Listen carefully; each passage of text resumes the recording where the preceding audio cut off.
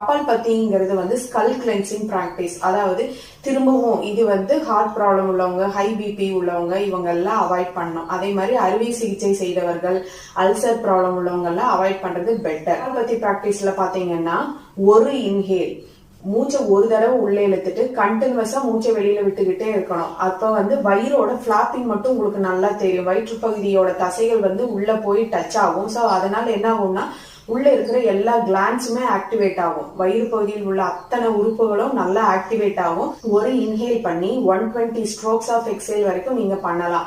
ஆனா பிகினிங்லயே எல்லாராலையும் அவ்வளவு கவுண்ட் பண்ண முடியாது. ஸோ நீங்க ஸ்லோவா ஒரு இன்ஹேல் பண்ணிட்டு 10 ஸ்ட்ரோக்ஸ் ஆஃப் எக்ஸேல் பண்ணுங்க.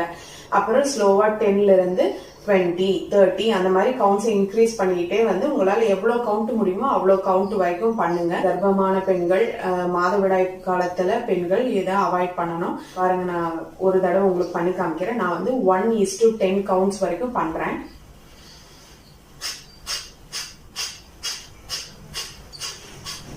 கவனிச்சிங்களா? சோ முகத்துல எந்த ஸ்ட்ரெயினுமே தெரியக்கூடாது.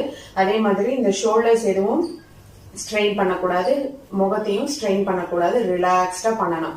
இந்த மாதிரி 1:10 இருந்து நீங்க எவ்வளவு உங்களால கம்ஃபர்டபுளா இருக்குமோ அவ்வளவு வரைக்கும் நீங்க பண்ணலாம்.